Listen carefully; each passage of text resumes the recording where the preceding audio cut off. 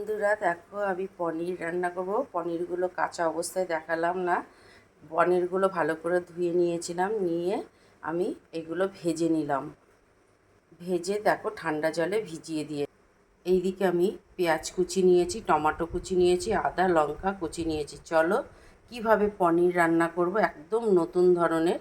তোমরা একটু দেখো এবং এটা স্কিপ করবে না, পুরোটাই দেখে তোমরা নিজেরা তৈরি করো। কত সুন্দর লাগবে তারপরে কমেন্ট করে জানিও, সাথে থেকো।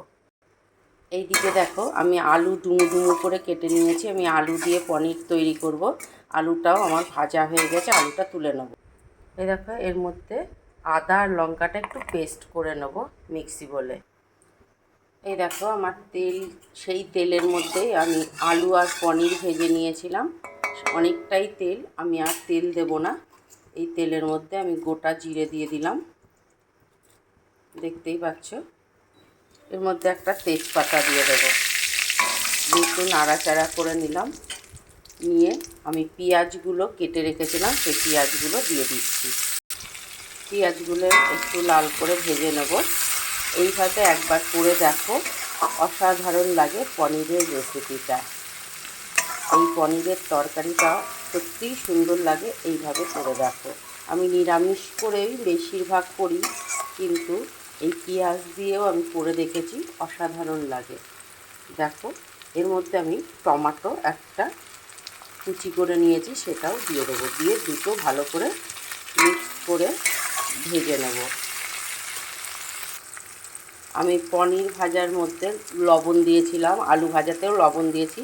আন্দাজ মতো লবণ দেব, বেশি যাতে না হয়ে যায়, তোমরা কিন্তু আন্দাজ মতো দেবে। আমি এর মধ্যেও একটু লবণ দিয়ে দিলাম। এই দেখো আদা লঙ্কা পেস্ট করে রেখেছি, এবার এইটা এর মধ্যে দিয়ে দেবো। দিয়ে সুন্দর করে কষাতে থাকবো। এর মধ্যে আরও অনেক কিছুই পড়বে, দেখতে থাকো, কিন্তু সবই ঘরোয়া পদ্ধতিতে।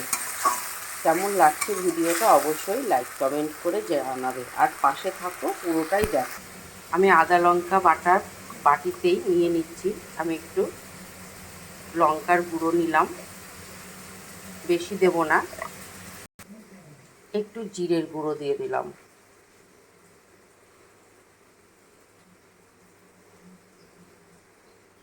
আর দেব হলুদের গুঁড়ো। সব একসঙ্গে মশলাগুলো একটু জল দিয়ে ভিজিয়ে রেখে দেবো। পেস্টটা তৈরি করে নেব, সবগুলো মিশে একদম নরম হয়ে যায়। এই দেখো আমার পেস্ট একটু পাতলাই বানালাম, তৈরি হয়ে গেছে। একটুখানি 5 মিনিট মতো আমি ভিজিয়ে রাখি। এ দেখো এদিকে আমার কিন্তু মশলা কষানোটা হয়ে গেছে। তার মধ্যে আমি এই পেস্টটা দিয়ে দিলাম, দিয়ে ভালো করে কষাতে থাকবো। কষানো দেখো অনেকটা তেল বেরিয়ে এসছে। আর এর মধ্যে আমি দেব শাহি গরম মশলা, দিয়ে কষিয়ে নেব। এইবার দিয়ে দেব ভাজা আলুগুলো, দিয়ে সুন্দর করে এটাকে কষাতে হবে। পুরোটা যখন একদম শুকিয়ে আসবে, তখন এর মধ্যে আমি ঈষৎ উষ্ণ জল ঢালবো, দেখতে থাকবো।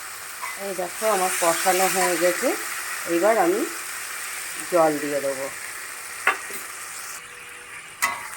এইবার হালকা করে ঢাকা দিয়ে রাখবো। একটু আলুগুলো সেদ্ধ আলুগুলো ভেজে এবং কষানোতেই সেদ্ধ হয়ে গেছে, তবুও জলটা দিলাম। এর মধ্যে দেখো আমি একটু ঝাল মিষ্টি ঠিক রাখার জন্য নুন ঝালটা চিনি দিয়ে দিলাম। পনিরে একটু চিনি না দিলে এর টেস্ট কিন্তু আসে না, সেই জন্য চিনিটা আমাকে দিতেই হলো। এবার ফুটতে দেবো। দেখো এবার এর মধ্যে পনিরগুলো ঢেলে দেবো। কেমন লাগছে ভিডিওটা অবশ্যই জানিও কিন্তু বন্ধুরা। আর এইভাবেই করে দেখো, কত সুন্দর লাগবে। এবার ঢাকা দিয়ে রাখবো।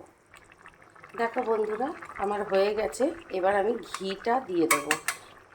পনিরে ঘি না দিলে এর টেস্টই আলাদা রকমের হবে না, সেই জন্যে এখানে ঘি ব্যবহার করতেই হবে।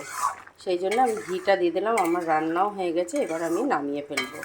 তাহলে বন্ধুদের আবার বলছি, তোমাদের কেমন লাগলো ভিডিওটা? অবশ্যই ভালো লাগলে লাইক, কমেন্ট এবং শেয়ার করে থাকবে।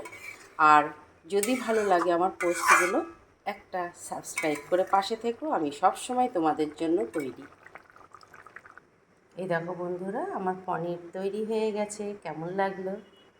তাহলে তোমাদের ভালো লেগেছে আশা করি। পাশে থেকো। আজকের মতো চলি, দেখা হবে আবার কোনো ভিডিও নিয়ে তোমাদের সামনে হাজির হয়ে যাব। খুব ভালো থেকো।